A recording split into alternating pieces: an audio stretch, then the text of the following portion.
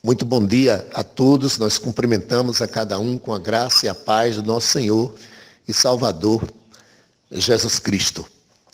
Nós imaginávamos que nesta manhã estaríamos de volta ao templo para o culto presencial, obedecendo, obviamente, às restrições que foram determinadas para a igreja, e uma equipe foi organizada para preparar tudo e estava tudo pronto, mas nos aproximando do final desta semana, mediante os assuntos que vieram à tona, como o aumento dos casos aqui na região, embora não atingindo a nossa cidade, mas ficamos como que cercados por localidades onde esse problema da pandemia do coronavírus tem sido realmente muito forte.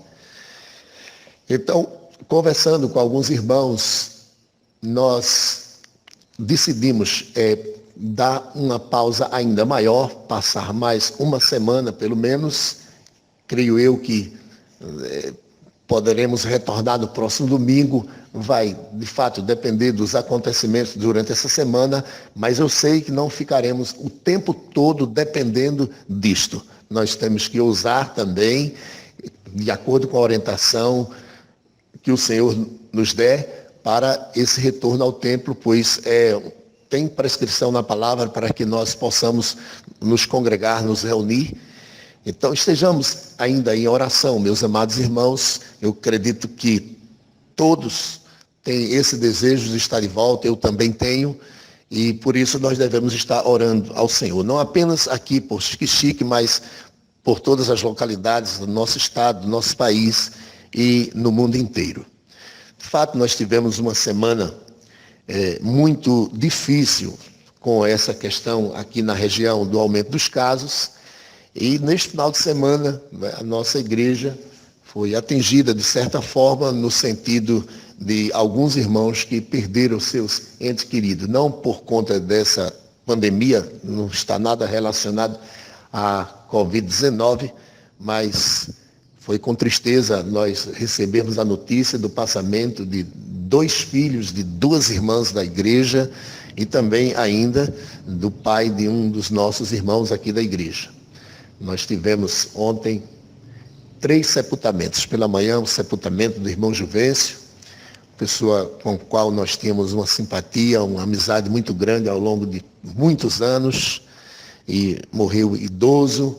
O Senhor lhe deu 93 anos de vida e agora partiu para o Senhor. Também nós sentimos profundamente a dor da irmã Zilda, da irmã Celina, pela perda dos seus filhos, não é? Herbert e Amarildo. E a nossa oração deve ser no sentido de que Deus esteja trazendo consolo a todos que estão passando este momento difícil. Quando estávamos pensando no retorno ao templo, eu ficava imaginando, Senhor, qual seria a primeira palavra a ser transmitida diretamente à igreja. Nós já voltamos aos cultos ao vivo, né, por 3 semanas no templo, sem a presença da congregação, apenas aqueles que estão na direção dos trabalhos, na pregação da palavra. Mas assim, com as pessoas presentes no templo, principalmente a questão da congregação, da igreja, eu estava pensando o que transmitir inicialmente. Me veio à mente algumas passagens das Escrituras, e uma delas que me chamou bastante atenção, o Salmo 15, é um salmo muito forte. Os irmãos conhecem esse salmo, onde o salmista começa dizendo, Senhor, quem entrará no teu santo templo? Quem há de morar no teu santo monte? E isso nos faz refletir sobre a seriedade da questão do culto ao Senhor, da adoração ao Senhor, de estar na presença do Senhor. E o salmista vai discorrer nesse salmo sobre a necessidade, né, resumidamente, de integridade da parte daqueles que são chamados pelo Senhor para adorar. E é isso que ele segue dizendo, o que vive com integridade, pratica a justiça e de coração fala a verdade. E aí ele segue. Nós não vamos fazer uma exposição desse salmo. Nesse momento eu fiz menção desse salmo só para iniciar essa reflexão aqui em relação ao culto ao Senhor, a seriedade que é estarmos na presença do Senhor para adorá-lo.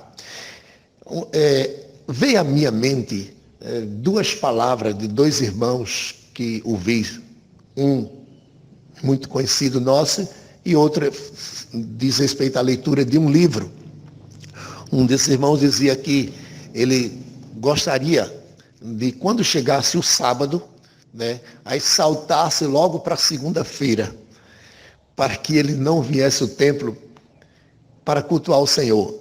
O que ele queria dizer não é que ele não gostava de cultuar, é que a sua observação naquele momento é que o culto era algo tão sério, que ele não sentia-se digno de chegar ao dia do Senhor, de estar no domingo na presença do Senhor. Então ele preferia já que fosse segunda. Tão a sério que ele leva essa questão da adoração. Obviamente que é um exagero, ele quer estar na presença do Senhor, eu creio que todos entenderam, mas como ele observava com seriedade essa questão. Outro exemplo é de um pregador puritano de muito tempo atrás, que chegava primeiro ao templo e deixava o templo ainda fechado e ficava à porta esperando a sua congregação. Isso até já foi citado há uns 3 meses atrás nos nossos primeiros áudios. E aquele pastor ficava ali no templo, na porta do templo, esperando a congregação, e quando todos chegavam, então ele se dirigia à congregação e dizia: olhe, aí dentro desta casa, se referindo ao templo, há um Deus que é santo. E ele exige adoração em espírito e em verdade. Ele exige integridade da parte daqueles que se dispõem a adorá-los. E nenhum de nós é digno de estar aí dentro. Então ele dizia: mas por causa de Cristo, por causa do sacrifício, pela mediação de Cristo, eu vou abrir esta porta para entrarmos e em Cristo oferecermos um culto ao Senhor.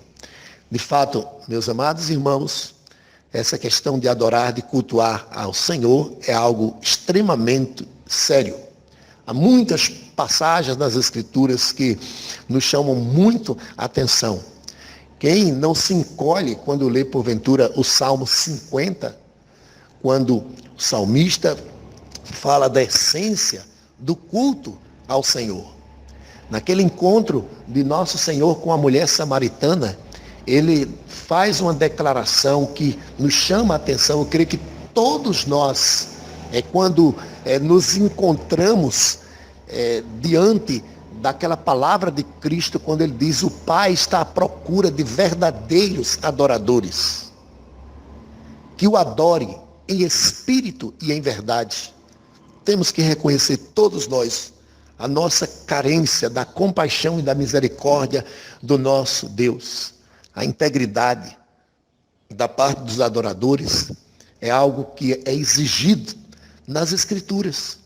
Logo no primeiro sermão, o Senhor Jesus Cristo deixou claro: nem todo o que me diz Senhor, Senhor, entrará no reino dos céus, mas aquele que faz a vontade do meu Pai que está nos céus. E durante o seu ministério, o Senhor Jesus Cristo esteve confrontando com religiosos que estavam preocupados tão somente com os aspectos externos do culto, da adoração ao Senhor. E Jesus os censura, citando Isaías, capítulo 29, 13, quando Jesus declara aos fariseus, ali em Mateus, capítulo 7 e 6, citando Isaías 29, 13, esse povo se aproxima de mim com os seus lábios, mas o coração está longe de mim.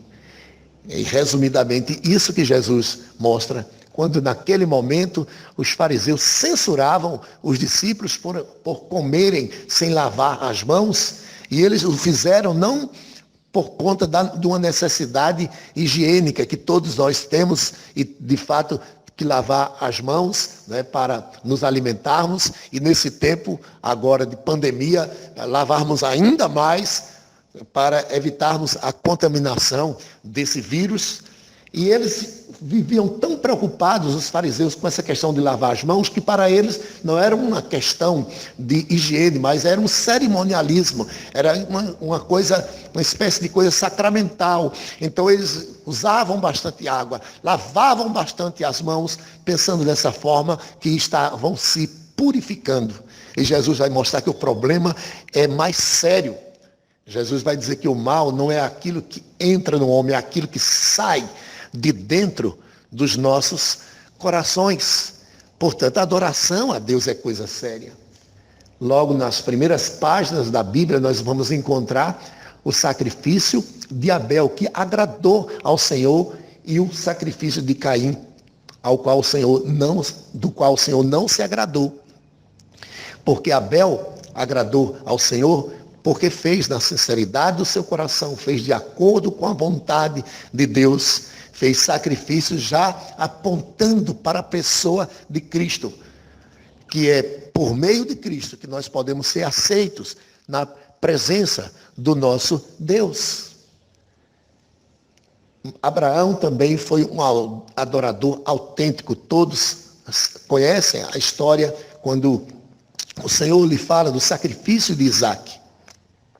E Abraão obedece ao Senhor completamente. Não foi necessário, o Senhor não queria o sacrifício de Isaque, mas foi provado para todos nós a sinceridade daquele coração que o Senhor já conhecia. Mas a experiência foi observada para ensino para cada um de nós, para todos aqueles que tomaram conhecimento deste fato. Abraão era um verdadeiro adorador ao Senhor. Adoração, de fato, é algo muito sério. E nesse tempo atual em que nós estamos, por conta dessa pandemia, de certa forma impedido de congregarmos como nós gostaríamos, precisamos atentar para o fato da importância, não é, da adoração. E todos, certamente, nesse momento, todos os filhos de Deus estão sentindo a falta de estarmos juntos, de estarmos congregando para cultuarmos ao Senhor. E agora que estamos próximos, né, queira Deus, de retornarmos, quão bom se faz refletirmos sobre essa questão da adoração. Nós temos vivido num tempo em que a centralidade do homem é algo que se destaca até mesmo no ajuntamento solene, no culto ao Senhor. Uma pregação, uma adoração, letras de cânticos que centralizam mais a criatura do que o Criador. Os interesses, né, dos homens estão acima dos interesses de Deus e, infelizmente, isso acontece até mesmo na questão do culto. Quando, dos primeiros dias dessa crise que nós estamos vivendo, me veio uma indicação de um artigo muito interessante do blog Voltemos ao Evangelho, intitulado Deus sente falta do nosso culto? Esse texto de Robert Godfrey. É muito interessante. Na oportunidade que me indicaram, eu não prestei atenção, não li imediatamente, vi ler recentemente. Esta semana voltei lá a indicação para a leitura e muito interessante. Eu queria fazer algumas observações sobre esta leitura, ler algumas partes aqui, algumas linhas, para a nossa reflexão nesse momento. Na leitura, o autor faz menção principalmente dos alertas do Antigo Testamento, através de profetas que o Senhor usou para denunciar o culto falso, como o caso de Isaías, o caso de Amós. Veja o que diz aqui inicialmente o texto. Muitos cristãos têm expressado decepção por não poderem se reunir para cultuar por causa da crise do Covid-19. E o autor diz, eu sou um deles. Observando que esse texto foi escrito logo no princípio, né? Quando iniciou essa crise. Que ninguém imaginava que demoraria tanto e não sabemos, né, por quanto tempo ainda vai demorar. Quando nós decidimos fechar o templo e só foi naquele primeiro momento, a gente imaginava para nos reunir como liderança, ver o que poderíamos fazer, imaginávamos que no máximo ficaríamos 15 dias. Até porque o decreto que foi passado aqui na nossa cidade, da parte do poder público, era por 15 dias. Embora nós tomamos a decisão antes desse decreto. Mas já 4 meses se passaram e ainda não retornamos. Queira Deus, como já tenho dito, que isso esteja chegando ao final, esse isolamento, e podermos estar reunidos. Então esse autor vai dizer, né, que muitos se encontram frustrados, decepcionados por não estar participando, e ele diz, eu sou um deles.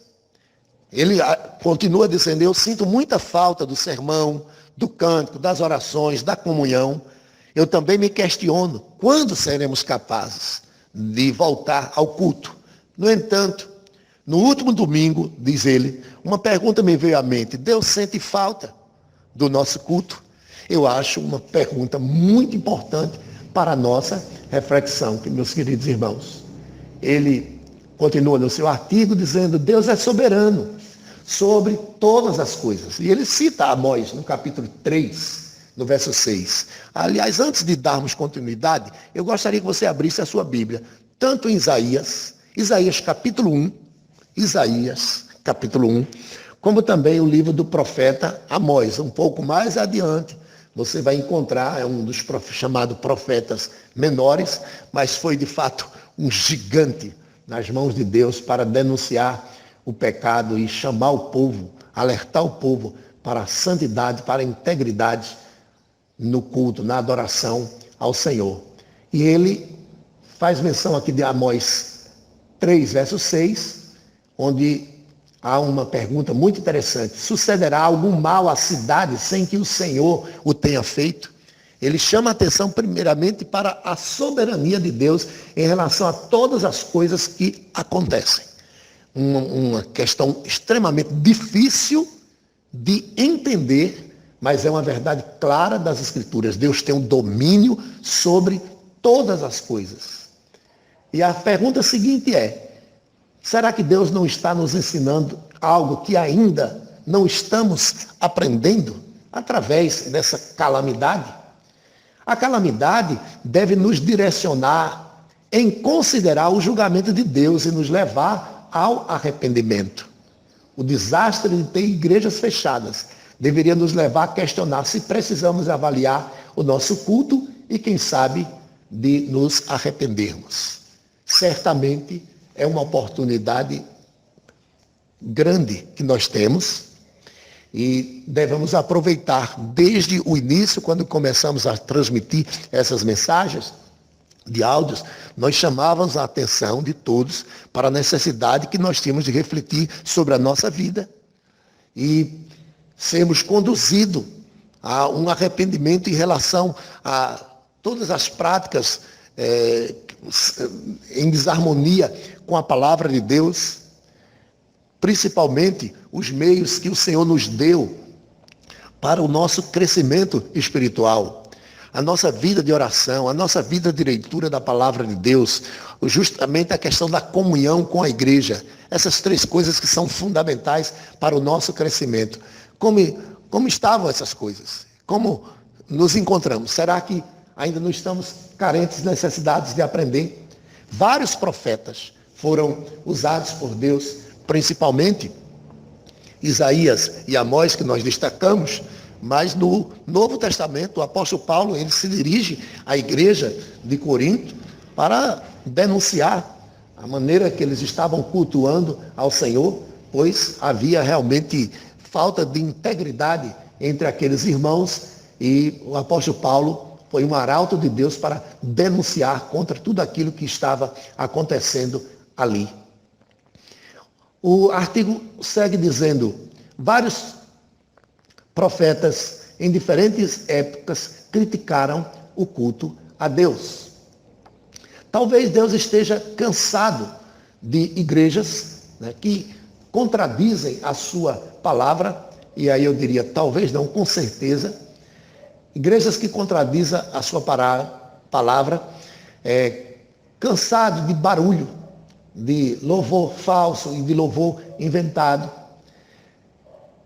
Nossos corações e vidas, como adoradores em completa desarmonia, então o Senhor não admite tal coisa. Precisamos dar ouvido novamente aos profetas, principalmente Isaías e Amós, quanto ao que pensamos sobre o culto.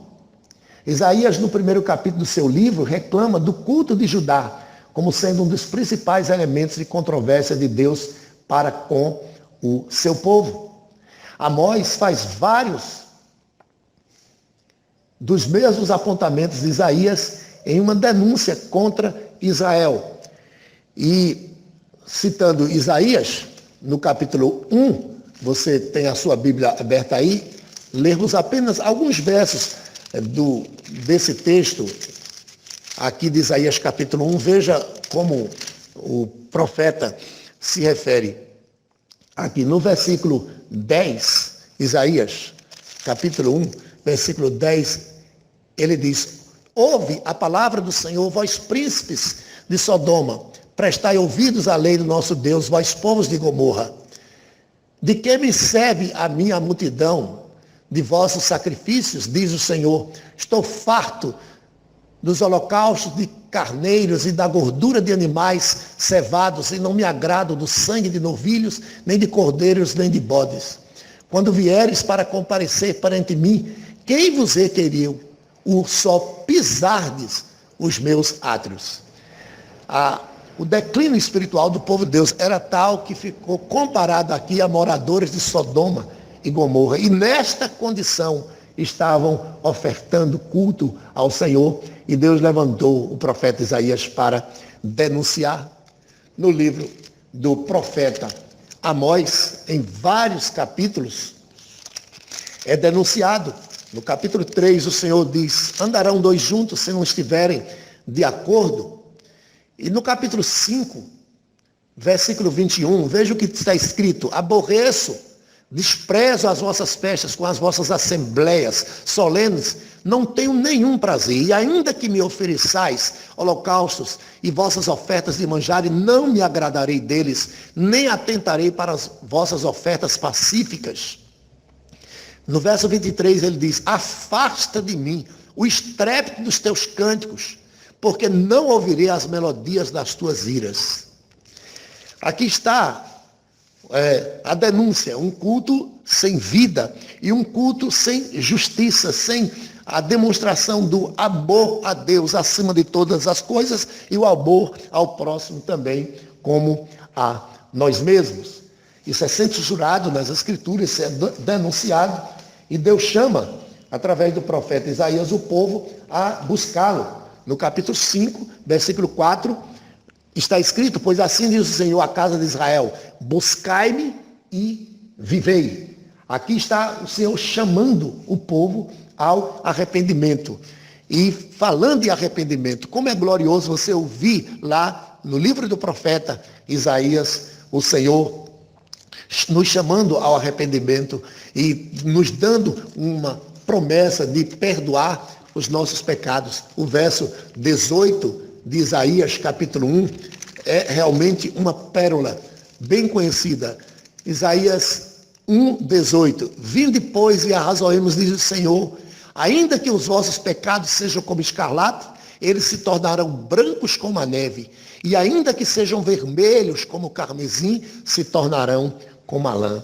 Então, nesse contexto de pecado, de culto completamente falso, de hipocrisia no ajuntamento ao Senhor, mesmo assim, o Senhor nos traz uma palavra de esperança, nos chamando ao arrependimento e fazendo uma promessa de perdoar os nossos pecados. Isso nos faz lembrar a carta a Laodiceia, uma igreja totalmente distante do Senhor, cujo texto diz lá que o Senhor estava a ponto de vomitar aquela igreja. Mas é justamente aquela igreja que o Senhor vai dizer: eu disciplino a todos quanto amo. Então ele chama aquela igreja ao arrependimento. A graça de Deus, o amor do nosso Deus são tremendos. E a generosidade dele em perdoar é um destaque nas Escrituras. Concluindo essa reflexão aqui do pastor Godfrey, ele diz: e se Deus não abrir para nós um caminho de volta ao culto? Veja que palavra, que pergunta séria. Amós falou do maior perigo que um povo rebelde pode encarar. E o que é dito em Amós em relação ao maior perigo que o povo pode encarar? Lá no capítulo 8, se você tem Amós, versículo 11, está escrito: eis que vem dias, diz o Senhor, em que enviarei fome sobre a terra, não de pão, nem de sede de água, mas de ouvir as palavras do Senhor. Nesse momento eu me lembro do benefício que nós temos através da internet. Porque, embora não podendo estar congregando juntos para ouvir a palavra de Deus, podemos através desse meio aqui. E o Senhor diz aqui no texto: não enviará fome de pão, nem de sede de água. Foi um ano, tem sido um ano abundante de chuvas, uma safra tremenda. Ainda bem, uma coisa que está compensando a outra, em relação a essa pandemia que tem levado muitos ao sofrimento. Nós temos vivido um tempo de abundância aí de chuvas que o Senhor derramou, principalmente sobre as regiões mais carentes e mais necessárias. Nós devemos orar para que Deus transforme profundamente as nossas vidas. Precisamos ouvir ao Senhor. E eu concluo aqui a nossa reflexão citando Eclesiastes 5:12, quando lá há uma exortação séria em relação ao culto ao nosso Deus, a estarmos na presença de Deus, muito conhecida, quando diz o texto: guarda o teu pé quando vires a casa do Senhor. E nos chamando a atenção para a integridade, para um culto, uma adoração reverente. Guarda o teu pé, uma adoração reverente, uma adoração sincera, uma adoração em completa submissão, uma adoração daqueles que andam com Deus, andam na presença do Senhor. Todo cuidado é pouco quando nós nos aproximamos do nosso Deus para adorá-lo, onde nós estivermos, pois a Bíblia, e aquilo que fizermos, pois a Bíblia diz que nós devemos fazer todas as coisas para a glória do nosso Deus.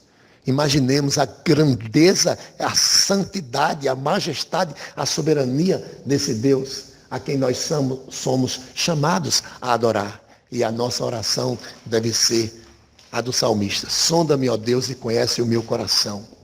Prova-me e conhece os meus pensamentos. Vê se há em mim algum caminho mau e guia-me pelo caminho reto.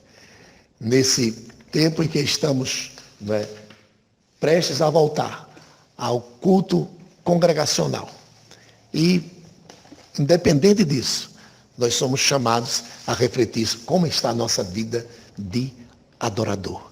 E que, pela sua misericórdia, o Senhor possa nos perdoar, nos transformar para sermos esses adoradores, como disse o Senhor Jesus Cristo, que o adoram em espírito e em verdade.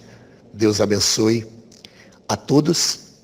E aqui fica uma palavra aos irmãos para o culto desta noite. Convide as pessoas para a sua casa, ou então envie o link do culto ao vivo para as pessoas, que seja uma noite ricamente abençoada. Estejam orando para que Deus nos use para o louvor da sua glória. Deus abençoe a todos. Amém.